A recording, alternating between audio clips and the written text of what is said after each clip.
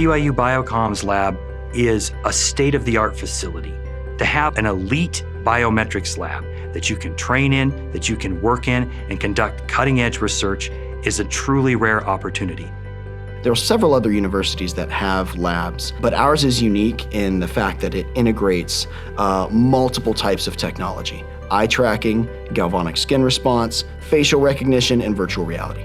Biometric research has significant implications for human health. It's advanced our understanding of children and how they react to the media, patient education materials, advanced health literacy, and people's understanding of media consumption. When we have survey research, it can only tell us so much. But when we measure how the body responds to media, the body cannot lie. We're just able to detect what your emotions are. Are you happy? Are you sad? Whether you're bored or whether you're excited. The focus of the BioComms lab is to bring students into a real research environment, and then to get their hands dirty, to ask some questions, to dive in and chase their curiosity to figure out what they are interested in. My research focuses on social media and its relation to health.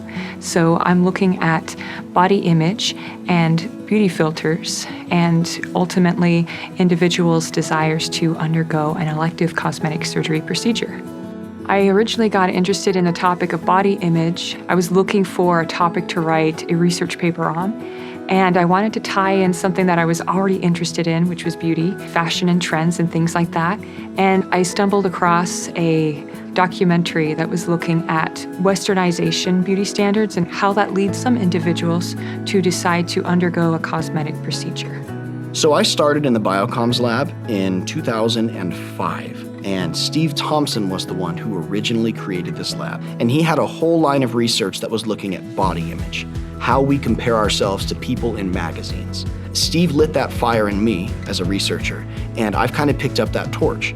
And so now here we are 15 years later, and I'm starting to do research on not magazines, but social media. And then my student, Camilla Owens, has picked up the torch there, and she's also looking at body image, but she's taking it the next step to see how these images impact us psychologically and then ultimately cause us to want to change ourselves through plastic surgery or other means.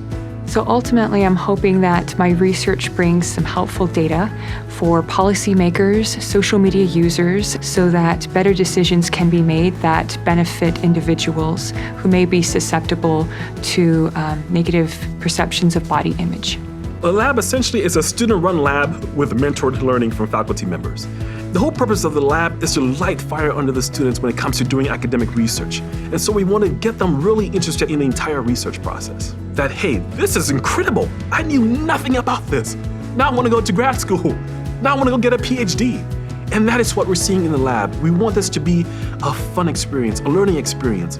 Over the past decade or so, we've had over 30 academic publications come through that lab. Whether it's a thesis, a manuscript that gets submitted to a conference, or a journal, ultimately those students, they're making an important mark on the research community. I see the student experience within the BioComms lab as a wonderful opportunity for you to just come as you are, to learn and to be mentored, and to be able to push beyond what you think your limitations might be. You know, the most fulfilling part of working in the lab for me is to see students come in, find their passion, and then leave the lab and chase it, wherever that takes them. And they learn that they can actually make an impact in the world.